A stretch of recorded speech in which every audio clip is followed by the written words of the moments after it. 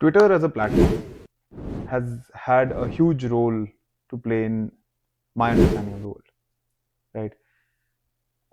Twitter, X, whatever Elon chooses to call.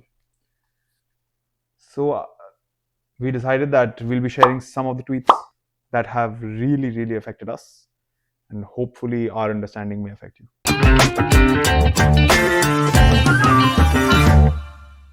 So this tweet is by Naval Ravikant. You're not going to get rich renting out your time.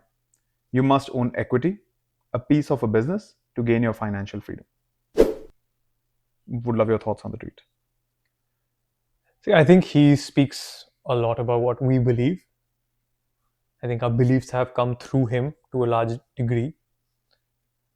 When you talk about equity, I think a lot of people might confuse the word that, okay, yeah, you're paid more because you're putting in more time, but that's not how it always works. Oftentimes, the bosses in a particular business are the people who work the least. So essentially, Least. your time at the office versus your income is oftentimes inversely proportional. You might be working outside of the office, but your time where you're actually sitting at a desk and maybe doing work, or what we define as doing your job from 9 a.m. to 5 p.m. I'll ask you a question on that. What do you define as work? So if I am a business owner, the thought about my business, about my next sale, about my revenue, about my employees, about my people, about their well-being, I don't feel they stop. They don't. I feel the luxury of not having those qualifies as not having equity. Sure. I mean, I completely understand where you're coming from, and I agree to a large extent. You and I were both business owners today, so we can attest to that fact. We are discussing business, we're thinking about it at 6 in the morning, at 5 in the evening, 2 in the morning, depending on where the brain is at, what we've thought about when. And so that is technically work. The question becomes that if I am building the house and I am putting my blood, sweat, and equity into it, many a times, even in Hollywood movies, even in Bollywood movies, you come across this thing that we put in our effort into this and the owner made all the money. Give me both sides. Why is it wrong? And why is it right? Why is it right? Is that today, if something succeeds or fails, if you and do not have equity, if you and I are not affected by what happens, whether something succeeds, whether something fails, whether something sells, whether something doesn't sell, if we are unaffected by it, we're going to get our salaries no matter what. I think that to a large extent makes it right that no matter how much effort we put in, the benefits are borne by someone else because the downside is also borne by someone else. So the discussion is now about risk, yes. Essentially. So I'm the one bearing the risk, then I'm the one taking the heavier upside. If I'm the one bearing the risk, I'm the one with the most to lose. Therefore, I should also be the one with most to gain. I feel humans, when we were evolving, each individual family by themselves was a small business. Why that is the case?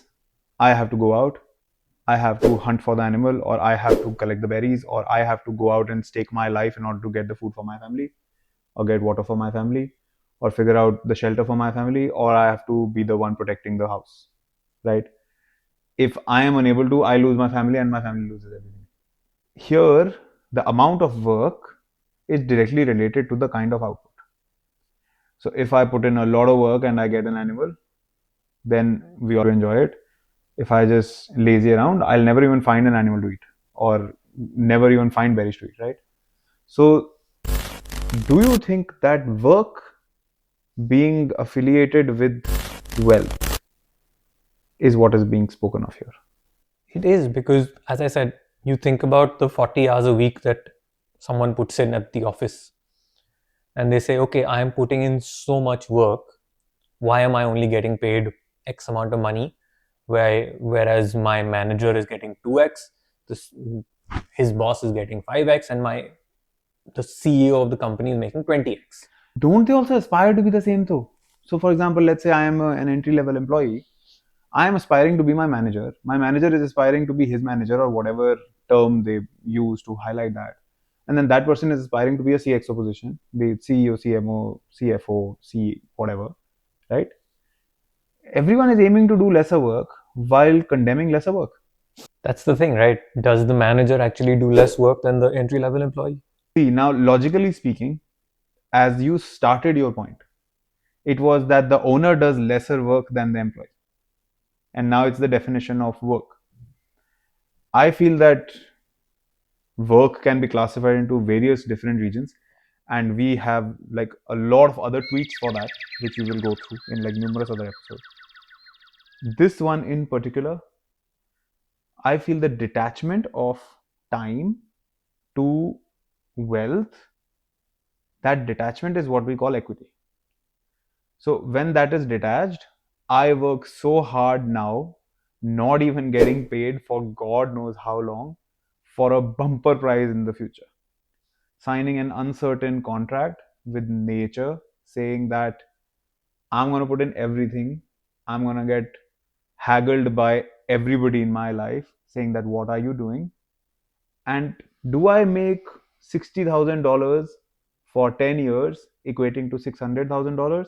Or do I just make nothing for 5 years and then make $6 million in the sixth year? I think if we go back to the previous example that you'd given of humans in the past, where each family was a small business, if you have to look at an equivalent, are you going to go to the same plant and get berries every day and be happy with getting berries for the rest of your life? Or are you going to go hunt that lion? Are you going to go in search of that lion or that mammoth or whichever animal we're talking about and be able to survive on that meat or be able to enjoy that reward for a longer period of time? Today, you might get killed trying to get that prize. You're definitely risking your life. But that prize is something where you're taking the most risks, so you're also getting the most reward. I think risk, I think equity goes with risk. The more equity you take on, the more risk you have. I feel when you take a past example, there is a reason they don't work. And I'll tell you why. Because I feel that nobody can have equity in your family. If a family has only ever done a family business, now we are in the modern times, right? You don't even want an outsider in this. Because outsider, right? The word is so dangerous, so negative. Outsider. It's literally from that time that in the family there is an outsider. Yeah, there's a threat. Modern day businesses don't work the same way though. In the modern day business, when you go out and work for Google, Google gives you a part of Google, saying that you have equity for X amount of stock. Again, huge discussion. We've had this in some of our podcasts. We'll link below. But stock, equity, ownership in businesses, these are very new concepts. I think, again, now if you go back to past, are you going to hunt that lion alone? Are you going in a group? Are you going to hire people to do it for you, telling them that if you get it, I'm going to give you this team to get the lion, but I'll still get the lion's share because I collected the team and then I was able to train the team? So now the question becomes, being the teacher here gets the most reward, but then teacher to the kids don't get rewards in our society. For example, teachers are one of the most underpaid people on the planet. And then you realize once you're in business, like now we have people working for us, we have to teach them so much stuff. But if you're not good at teaching them stuff, you don't get any results. I think it depends on the kind of stuff you're teaching them. How involved are you in the result of what they are being taught? Essentially saying, if today we were teachers and the incentive was, if every single kid does not get 100% in the exam, or if every single kid, let's say the examination system is flawed, but they're tested in some other way, it is only if every kid or most kids or a certain bracket of kids do a certain do a certain task to a particular level that you get paid more. So here when we talk about us having to teach our employees, we're teaching them because them doing well directly benefits us. If they were just random people on the streets, we would not stop to teach them. we have no upside, we have no downside. Here, them not knowing a certain task leads to downside for us. So, does that mean you give teachers an equity in the students, well, like scoring? Does the teacher do better if they have equity in the student's future? Right? Nassim Taleb has this beautiful book. It's called Skin in the Game, and it continuously talks about if you are risking something in the process, when the process picks up, not if, when the process picks up, you have skin in the game. You have the mega upside, right? And there are only so many mega upsides that happen within a business. Equity becomes one of the most important factors in a person's walk to fame, walk to wealth, in a person's success. All right. So this is a tweet by Alex Hormozy. It says, "It would be a shame to reach the end of your life and realize you didn't achieve your goals because of the opinion of people who are now dead." What do you have to say about that? Death as a concept is very fascinating. I would like to believe that my life is special. My hope is you would like to believe that your life is special. My belief is that everyone watching this believes that their life is special, right? If my life is special and your life is special, and independently we are all living in our little bubbles, why are decisions not independent? Why are our decisions so dependent on what does their bubble qualify me to do? And it is a brilliant question that somebody asks. And the way Alex has put it, he has put it such that when I am at the end of my life, and when I have not made any of these decisions that I was meant to make, that is when I question it. In finance, we have this thing called future cash flow, right? Any firm, it depends what they will make in 10 years or in 20 years, like just extrapolating to an nth year, pulling it back to today and seeing the value of the firm, right? If we are to take this conversation in the future, and if it is going to happen, and in Hindi we have this word called kash, right? It means I wish. If I wish is going to be a thing, then why not get it to today? Just think about it today and just not do it. I think that's the beauty of this tweet, where it looks at so much in like literally like 200 characters, I guess, where we look at death. I think death, as you mentioned, is a beautiful concept because a lot of people hear the word death and the first reaction is fear or sadness. A lot of people look at death as a, okay, this is over, what next? Death is a very beautiful concept and it can be looked upon in so many different ways. Here, it's not talking about you as you being the person who's going to die. Here, it's talking about you looking back at your life saying, okay, do I regret stuff? Do I wish I was somewhere? Have reached the goals that I once aspired to reach? And then it talks about the I wish part, where you say, oh, I wish I had taken that risk. Maybe. Again, we're back to risk. Does it boil down to us being social creatures? Does it boil down to us feeling like we have to be accepted? Does it boil down to us trying to be normal? Normal is a very funky word. I love the word. I understood about the word after I studied finance, because you have to study probability to a very, very large extent in finance. Normal means if you take all the possibilities, or in fancy language, all the data, throw it on a graph. The most common thing that can happen is normal. And I'm sure we'll cover this tweet by Alex in the future, where he says normal people are poor, they're obese, they're suffering from heart disease, they have diabetes. Do you really wish to be normal? We continue to try to be normal while thinking we'll get extraordinary results, right? And when it comes to the concept of death, or when it comes to the concept of me doing what others want me to do, one must realize that their lives are their own. I make the choice, I bear the burden, I bear the shame, I bear the fame, I bear everything, and everything I do will have a consequence for me. I don't think that is very well understood. And again, I would think it goes back to the primitive nature of human beings. I think it boils down to risk. I think we as human beings love to pass the buck on to somebody else.